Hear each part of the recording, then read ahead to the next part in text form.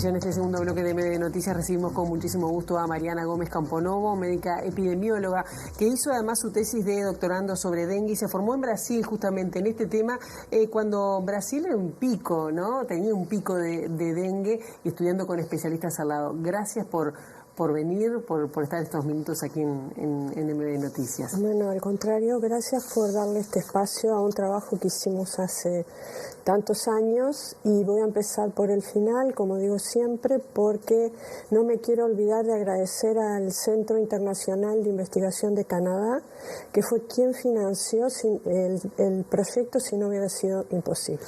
Bien, un proyecto que se hizo en base a su tesis 2007 sobre vulnerabilidad al dengue de la población uruguaya debido al cambio climático. Y por acá ya nos da algunas pistas de por dónde fue este estudio. Si podemos preguntar, poniendo sobre la mesa cuáles son las vulnerabilidades que tiene nuestra sociedad en una enfermedad que estaba erradicada y que ahora la volvemos a tener presente en más de 100 casos. Ahí está. Me preguntaste varias cosas. La enfermedad, los últimos casos en realidad se dieron en el año 1916. Lo que se erradicó fue la presencia del vector, y Uruguay quedó certificado en eso en el año 1958. Luego el programa de zoonosis y vectores despertó las alertas cuando dijo que en el 1997 volvió a aparecer el vector que estaba erradicado, cosa que ya esperábamos, porque en la década de los 80 ya estaba invadiendo ecosistemas que él ya había ocupado. O sea, cuando él ingresa, él está ocupando un ecosistema que ya lo había ocupado con anterioridad y que lo compartía con la población. Es un fenómeno natural, primera cosa que tenemos que entender. Y sí, cuando yo me fui a estudiar mi doctorado, había gente en el ministerio, yo en ese momento trabajaba en el ministerio, que me decían, vas a ir para allá, porque estaban realmente a donde yo iba, que era Río de Janeiro, la Escuela de Salud Pública, estaban en un proceso epidémico interesante, y eso a su vez me permitió integrarme con gente que tenía mucha espalda, mucho bagaje, cuando acá recién estábamos viendo la reintroducción del vector. Entonces ensayamos un modelo que hoy no sería igual. Estamos hablando de muchos años atrás, hoy no sería igual, pero sí el concepto es el mismo. O sea, hay cosas que marcan la posibilidad de una mejor o peor respuesta frente a este problema. ¿Y qué cosas serían una mejor respuesta? Ahí está. Tú tienes que tener en cuenta, por supuesto, el vector, las condiciones del entorno, pero también la población y sus costumbres. Por eso no es tan fácil eso de que, en Cuba dio resultado tal cosa, acá, porque también aprendimos mucho con los cubanos, acá va a dar igual resultado. Mucho depende del territorio y de las personas, hábitos y costumbres de las personas que ocupan ese territorio. Y justamente estas enfermedades de transmisión vectorial, que es un modelo para nosotros los epidemiólogos muy interesante de transmisión de enfermedades, son muy dependientes del comportamiento poblacional. Cuando digo poblacional estoy hablando de la población humana, porque hay otras poblaciones sin duda, ¿no? Entonces es algo en lo cual también tenemos que enfocarnos, porque ellos tienen que ser parte junto con nosotros. Si la población no se involucra, no hay forma de combatir este evento de salud. Claro, ¿y qué es lo que pasa en Uruguay? ¿Cómo debería ser el comportamiento de la población? Y sobre todo, ¿cuáles son las poblaciones que están en situación de mayor vulnerabilidad? Bueno, en ese sentido tengo que ir un poquito para atrás, porque nosotros en aquel momento estábamos en otro contexto en Uruguay, inclusive algunos datos nos los daban en papel, no estaban ni digitalizados en aquel momento, pero muy confiables. Como toda la información que se genera en Uruguay por las instituciones, era una información confiable. Nos exigió más trabajo porque obviamente no estaba digitalizada. Entonces teníamos que tener en cuenta en las zonas donde estaba habiendo la presencia del vector, y nos importaba mucho la movilidad de la población, o sea, en aquellos puntos en que podía haber mayor movilidad. Y además lo otro que teníamos que tener en cuenta, y ahí tuvimos que explicarle a alguna de las instituciones oficiales de este país que no nos interesaba tanto conocer el centro de la ciudad y sus características y su población en el centro, sino que necesitábamos más bien de la periferia, porque era un comportamiento que se estaba dando en otros entornos urbanos, o sea, de la periferia estaba paulatinamente ocupando los espacios, pero era el espacio de ingreso. ¿Y cuando habla de comportamiento, a qué se refiere? El comportamiento del vector. Nosotros no estábamos trabajando todavía con casos de dengue, los primeros se dieron en el país en el 2016, cosa que nos llamaba bastante la atención porque los puntos de frontera ya estaban bastante comprometidos en el momento que nosotros empezamos a hacer nuestro trabajo. Claro, ahora, ¿cómo la población puede trabajar para evitar una epidemia?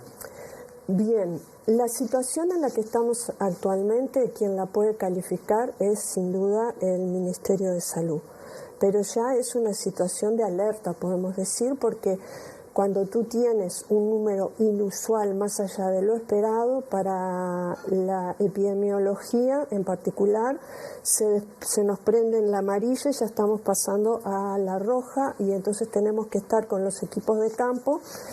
Tiene que haber también una investigación operativa porque no todas las acciones tienen igual eficacia y lo que se espera del comportamiento poblacional es en lo que se ha venido trabajando tantos años. Entender que es un mosquito que viaja y vive con nosotros, porque además ¿cómo llegó? Viajando con nosotros. Entonces, el comportamiento de la población, que probablemente fue la gran barrera que ha existido todos estos años, es muy importante. Claro que a veces se bajan los brazos. Como docente tengo la experiencia de profe ya descacharrización otra vez, no, profe, que lo vimos en la escuela, que lo vimos, pero es algo en lo que no podemos bajar los brazos, que tenemos que tener la alerta permanente y que cualquier momento que nosotros nos descuidamos, el vector está como toda especie, busca su supervivencia y se dispersa en todo el territorio. Y si además vienen casos, ¿usted piensa que hubo, aflojamos un poco en... Y podría ser que la población en algún momento, pero yo creo que en este momento es personal, mi visión, tenemos las fronteras muy comprometidas, es imposible que ese desplazamiento poblacional y algunos casos que han venido a la región, a nuestro país, a nuestro territorio, no trajeran el agente infeccioso y ya venía distribuyéndose muy bien el vector que tiene la capacidad de transmitir, que es contra lo que vinimos peleando todos estos años. Entonces se juntaron por decirlo como un programa muy conocido, la Sey y el Agua, se juntaron en un mismo momento, digamos. ¿Falló en el sistema de vigilancia o de alerta? Realmente Zoonosis y Vectores es un programa que viene trabajando hace décadas y siempre está en terreno, y ahora frente a esta situación tú también lo ves en terreno y operativamente actuando.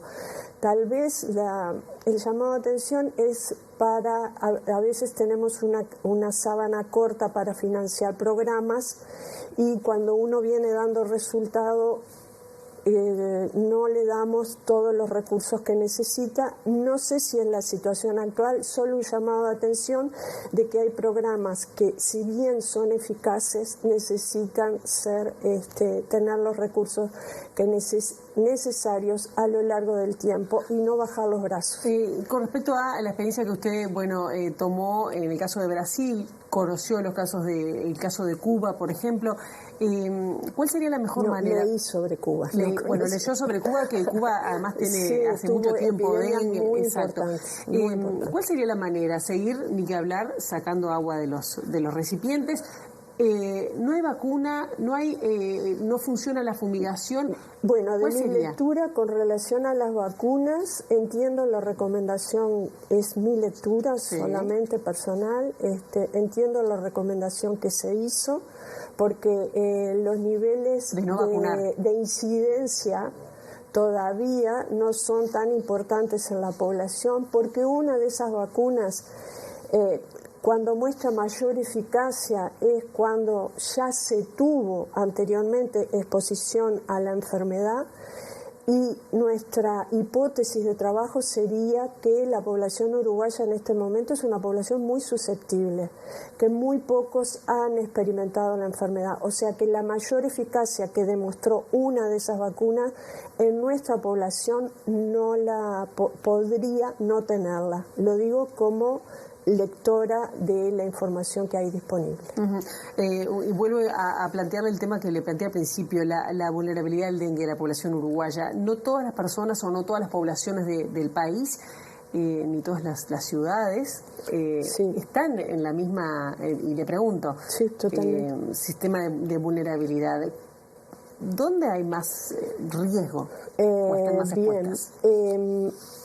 Vulnerabilidad es un concepto que se distingue de riesgo, porque el riesgo te mide algo con qué probabilidad va a suceder.